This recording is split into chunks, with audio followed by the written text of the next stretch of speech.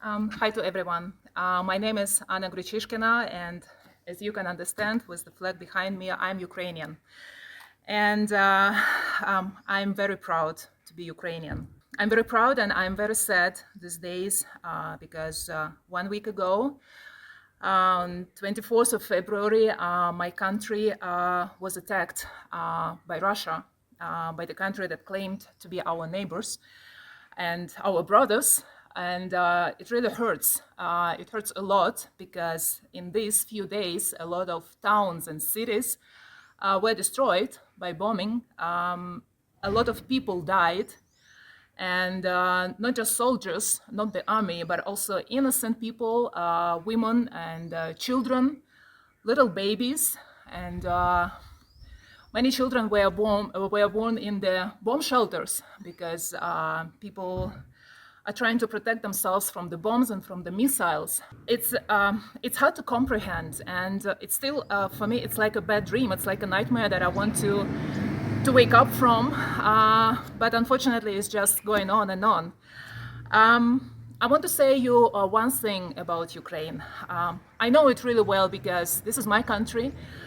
I am Ukrainian and I know my people, and I know that we are a very peaceful country. Let me tell you the meaning of the colors of my flag. It has blue and yellow color. The blue color represents the sky, obviously. The yellow color is the huge fields of wheat, because Ukraine is a huge agricultural country and we grow a lot of food, basically not just for ourselves, but for many, many countries in the world. And that's what we want to do, to work on our land, to plant trees, vegetables, fruit, flowers. We like our flowers. We have a lot of sunflowers, and they're also yellow, and also sunflowers can represent the yellow color of my flag. We never attacked anyone, never. But now we are in the war, and we are dragged into this war. Again, I want to stress this, by the country who claimed to be our brothers, and they claimed that they will not attack us, and that was the lie. Don't think that this war is just somewhere far away and it doesn't affect you, because it already does, and it will even more if we don't stop this. If we don't get united to stop this, not just to talk, but to make active actions to protect Ukraine, because now it's actually in the forefront, protecting the whole Europe, because this is the threat to the whole Europe and to the whole world. Don't think that you are just somewhere far away and that you can enjoy your life. Definitely we have to continue living, but we have to do everything possible that the life on this earth continues. Our enemy threatens us with the nuclear weapons and to destroy our country. And you know what? They already used the vacuum bomb in our country, the weapon which is prohibited by all the international laws. I'm very proud of my people. They are, I told you, they are very peaceful and they don't attack anyone. But if someone comes on our land and tries to take it from us and starts killing our children, our families, ourselves, we will fight. We will fight, I tell you. And everyone will get as one as is happening now. Not just the army, no. There are the groups in every town, village, in a big city, people who are defending their country. Not just men, but women, young girls. Can you imagine that? And they should not be even convinced to do this. They are queuing in the line because they want to contribute. They want to do something for their country. And we are doing our best. We are stopping our enemy, but we still need help. We need help from Europe. We need help from the world. Definitely a lot of countries in the world, they support our refugees, and they deliver a lot of supplies of food and medical aid, and we really appreciate that. Without you, it would be much, much harder. But please help us more before it's too late, okay? Close our sky, because they're bombing us, and we cannot do anything about it, you know? Already in these days, thousands of people are dead on both sides. And also I want to address Russian people.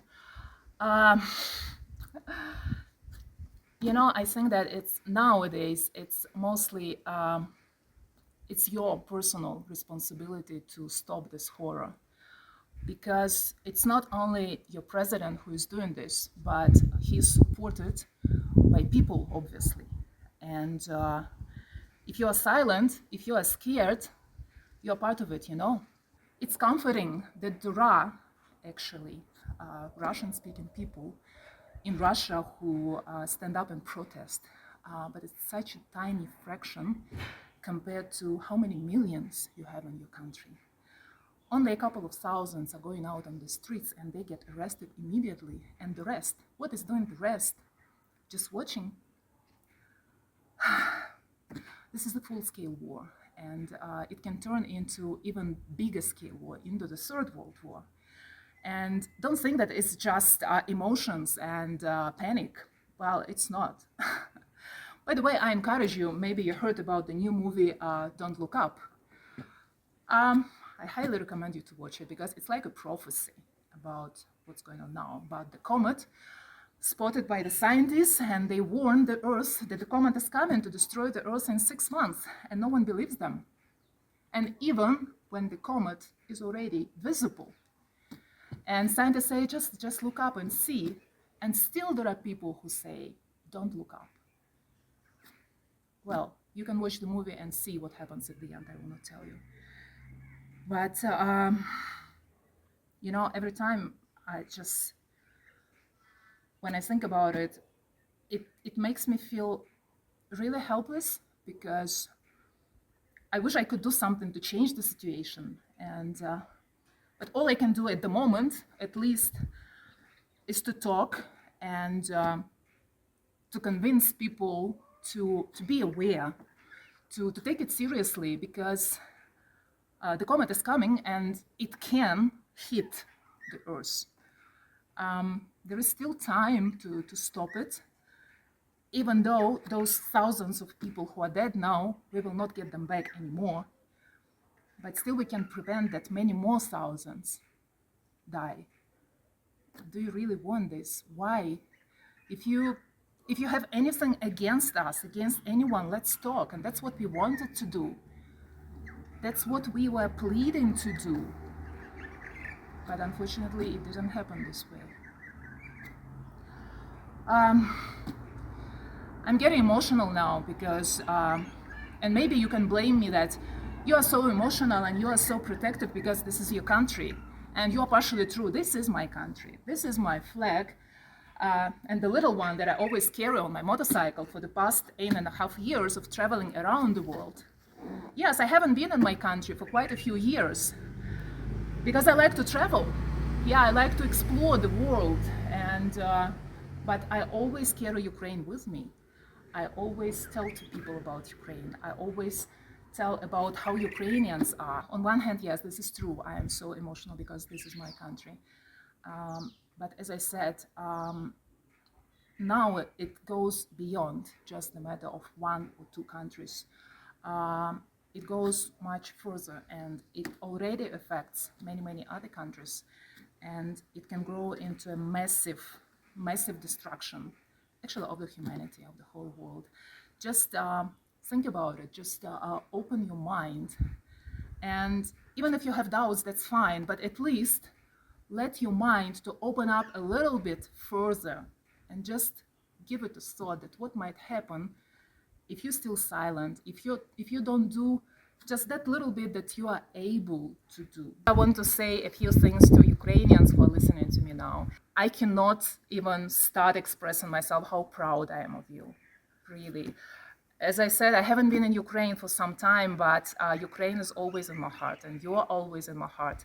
And we are a strong nation, passionate nation. We have our values, we have our dignity, we have our values of freedom, of honesty, and let's just continue being like this. I know that we are not perfect people. We have our own problems, but what we also have is our dignity, is our passion, is our love for freedom and for our country.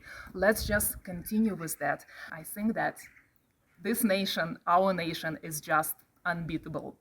Slava Ukraini! Glory to Ukraine!